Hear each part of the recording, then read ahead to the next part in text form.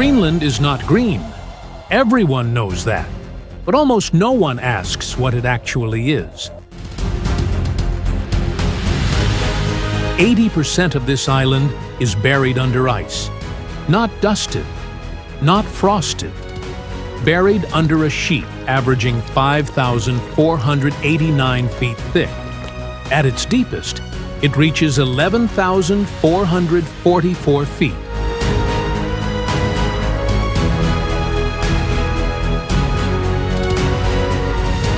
Enough ice, if it melted, to raise every ocean on Earth by 24 feet.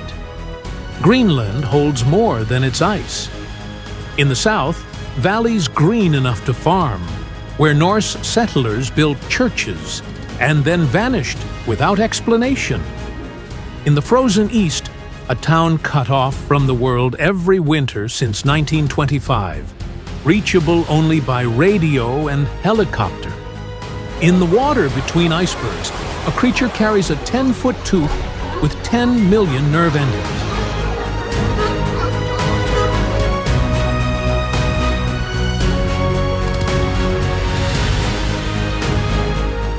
The ice moves. The animals adapt. The people, those who stayed and those who did not, all made a choice.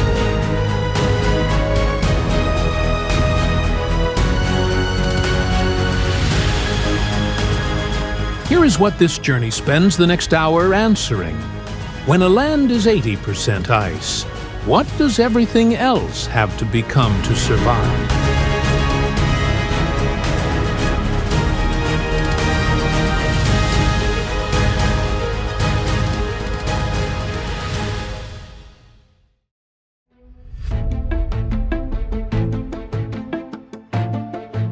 From above, Greenland looks like a single thing.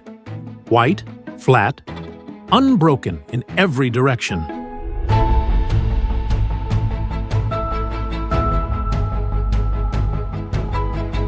But this is the Greenland ice sheet. 656,000 square miles of compressed snow that has been accumulating, layer by layer, for hundreds of thousands of years. It covers 80% of the island. At its thinnest edges, the sheet is still thousands of feet deep. At its center, it reaches 11,444 feet, taller than any peak in the Alps. The weight of it has pushed the bedrock beneath sea level.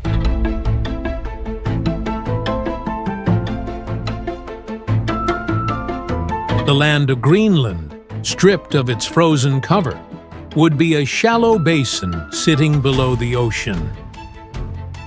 The ice sheet functions as architecture. The ice sheet controls the weather across the entire North Atlantic. Cold air pooling over its surface drives storm systems south toward Europe and North America. The white surface reflects sunlight back into space, serving as one of Earth's largest cooling mechanisms.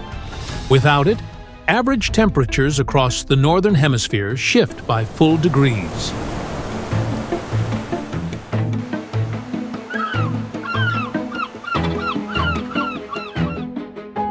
And yet, the sheet is not standing still. Ice flows outward from the center toward the coasts, slowly, constantly, under pressure it has carried for millennia. At the edges, that flow accelerates, pushing glacial mass into fjords, breaking off into the ocean. The math is simple and uncomfortable. If the entire Greenland ice sheet melted, sea levels worldwide would rise 24 feet.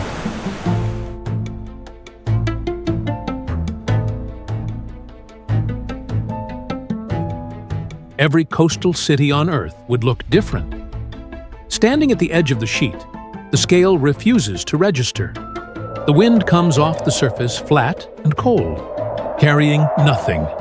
No smell, no moisture, no warmth. Just pressure, just weight, just time.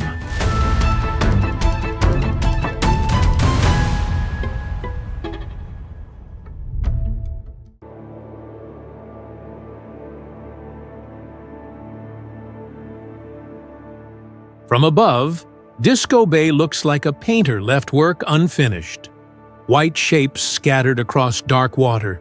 No pattern, no symmetry, each one a different size and height and angle. Some sit flat and wide, others rise in columns. A few lean slightly, as if beginning a turn they will not complete for another decade.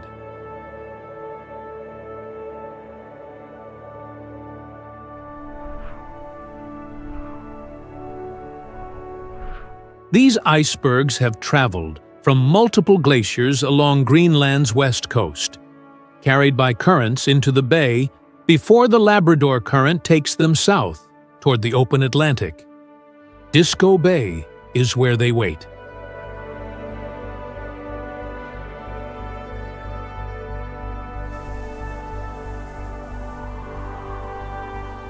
What surprises visitors is the silence. The bergs absorb whatever waves reach them. Most mornings the wind stays flat, and the surface between the icebergs sits dark and still, broken only by the occasional slow rotation of a berg, shifting its weight as it melts unevenly from below. That rotation takes hours. You would not notice unless you stayed.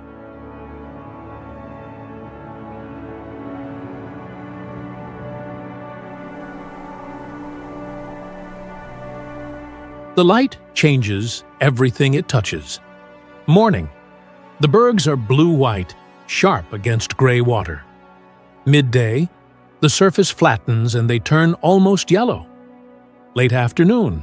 Shadows lengthen, and each berg casts a reflection that doubles it into the water below.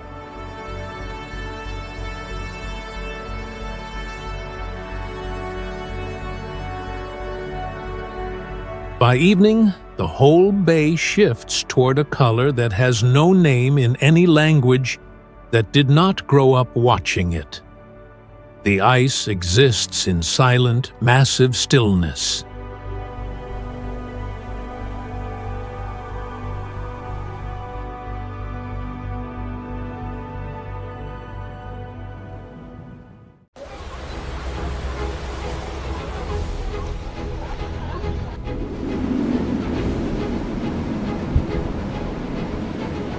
The glacier extends far beyond the shore. Sirmek Kujalek has been moving since long before anyone was here to name it, pushing 62 feet every single day from the interior of the island toward the sea.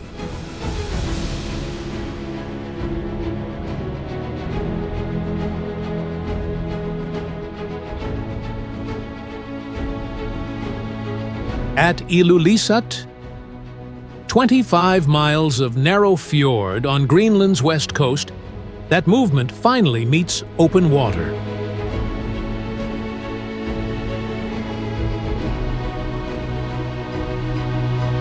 What happens next is slow and patient. The ice presses forward. The fjord pushes back. The pressure builds for hours, sometimes days, until a section of the glacier face, a wall of ice hundreds of feet tall, releases. The block falls. The water accepts it. A new iceberg begins its drift toward Disco Bay, and eventually, the open Atlantic.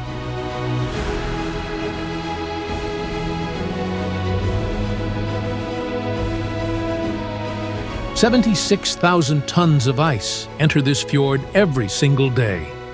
That number is almost impossible to hold in your mind. So instead, consider what is floating past you.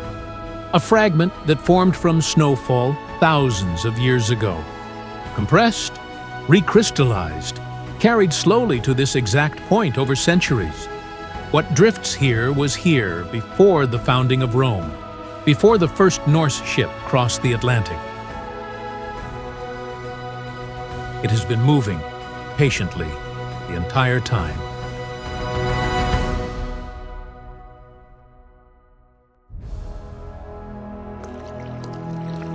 UNESCO designated Ilulissat Ice Fjord a World Heritage Site in 2004.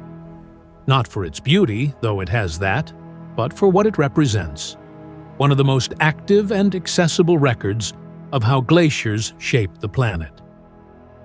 At night, when the wind drops, the fjord goes quiet.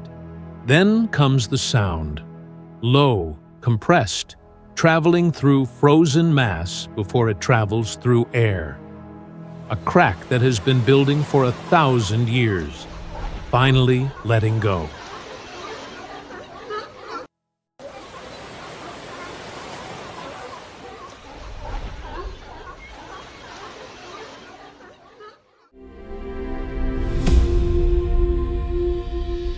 "151 feet per day. That is how fast Jakobshavn Glacier moves. Not in a year, not in a season. Per day. Every day. It is one of the fastest moving glaciers on Earth, and it feeds directly into Ilulissat Ice Fjord, driving the 76,000 tons of ice that enter the fjord each day.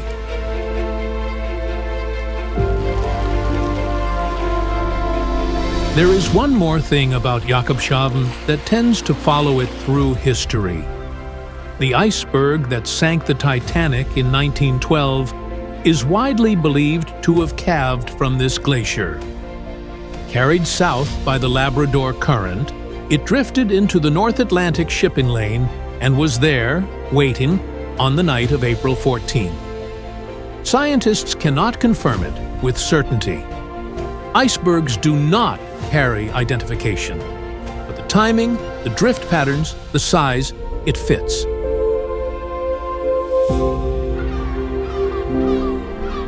What is confirmed is this: Jakobshavn is moving nearly 3 times faster today than it was in the 1990s.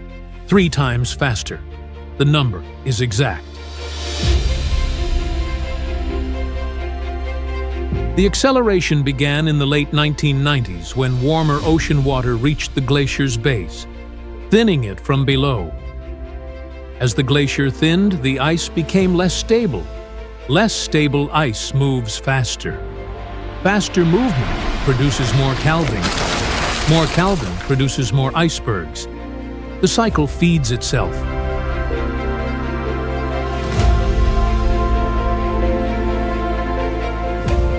Standing at the calving front, the sheer vertical wall where glacier meets water, the scale is disorienting. The ice here is deep, pressurized blue, the color of something that has been compressed for so long. It has changed at the molecular level. It no longer looks like frozen water. It looks like stone.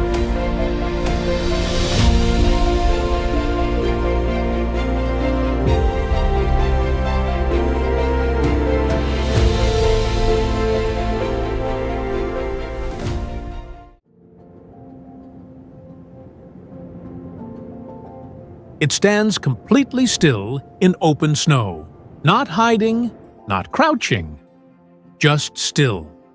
The Arctic fox has located something moving underneath the surface by sound alone. Ears rotating independently, triangulating the exact position of a lemming tunneling through the snowpack below. The fox listens to the snow. Then it jumps straight up, 4 feet off the ground, and drives its nose directly into the snow at a near vertical angle, accurate to within inches. It does not miss often. In winter, the coat turns the precise white of undisturbed snow in flat light.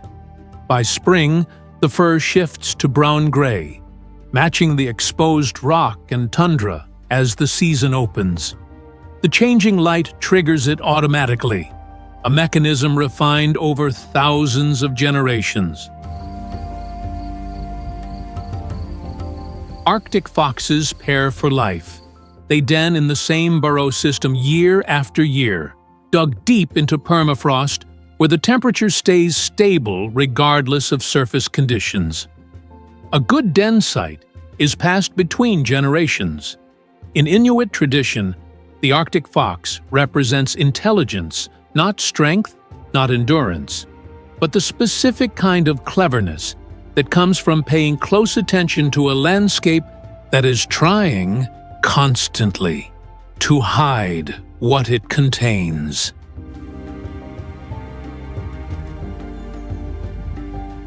The fox has simply learned to read the cold.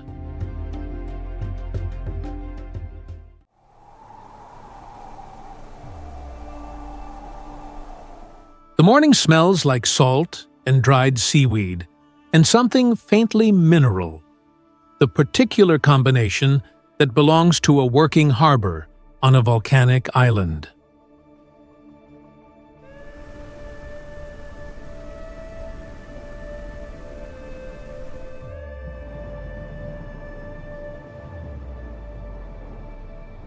Çekertarswak sits on the southern coast of Disco Island, 3,312 square miles of basalt rising from Baffin Bay off Greenland's west coast. The rock is dark, not the gray granite of most of Greenland's coastline, but black and dense, weathering into shapes that look almost deliberate.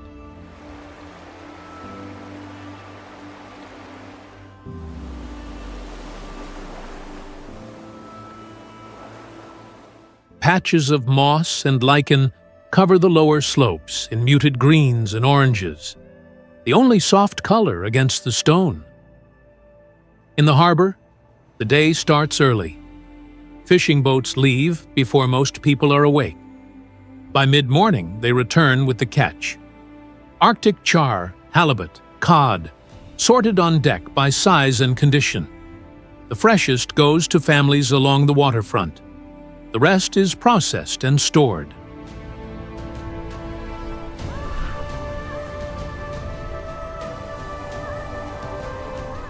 By afternoon, the pace slows. A man sits on a low stool outside a shed near the water, working a torn net across his knees. The repair is methodical. Each knot tied the same way, in the same sequence, the way his hands learned it, and the way they will keep doing it.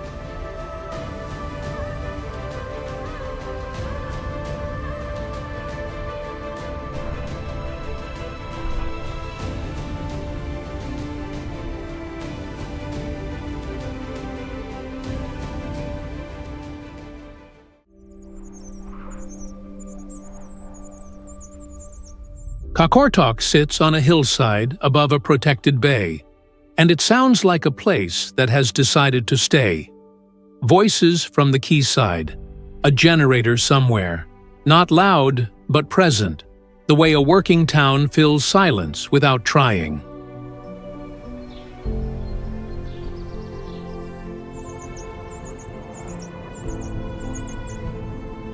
Qaqortoq is the largest town in southern Greenland, built on a hillside sloping toward a protected bay.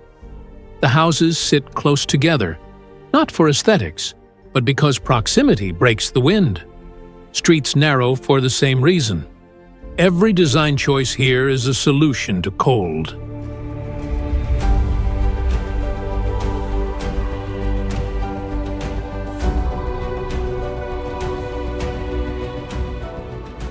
The town square sits at the center, lower than everything around it. A natural gathering point where the geometry of the hill channels foot traffic, whether or not anyone intends to meet.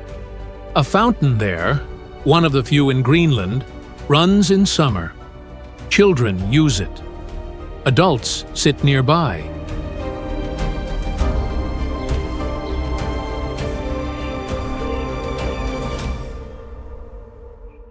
Down at the water, a boatyard, a fish processing facility, a dock long enough for the coastal ferry that connects Qaqortoq to the rest of southern Greenland every few days. Every design choice here solves a problem. The closeness keeps you warm. The square makes you visible. The dock keeps you connected.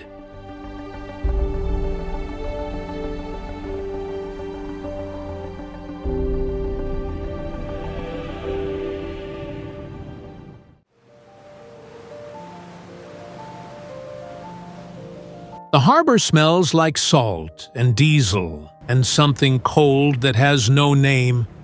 Nuuk sits on a peninsula on Greenland's southwest coast, 20,113 people. Founded in 1728 by a Norwegian missionary who arrived looking for descendants of the Norse settlers and found the Inuit instead. He stayed. The city stayed. It is the smallest capital city in the world by population.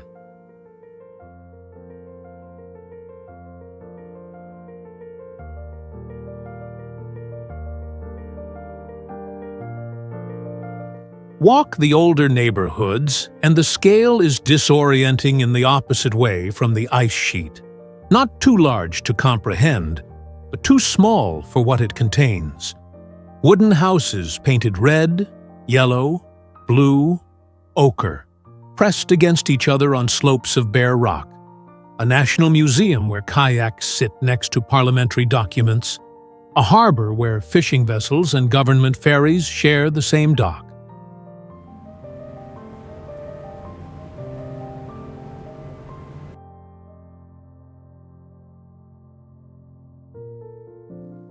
In January, the temperature drops to minus 9.2 degrees Fahrenheit.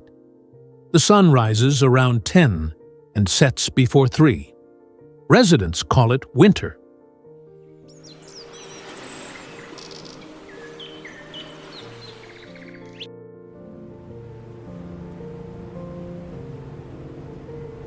What strikes a visitor is the layering.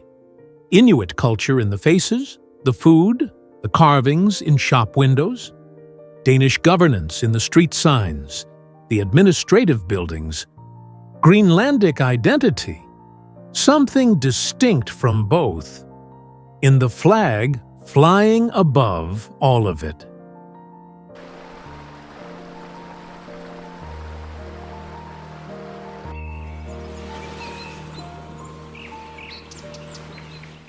Three centuries compressed into a city you can walk across in 40 minutes.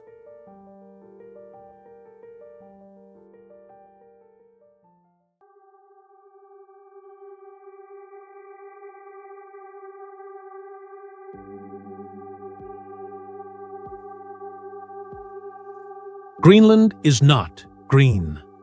You know that now, but you also know what it is. It is a glacier moving 151 feet a day toward a warming sea. A fox listening through snow for something alive below. A church with no roof and a wedding in 1408. And then silence. A town painted red and yellow and blue on gray rock because color is a decision you make when the dark lasts months.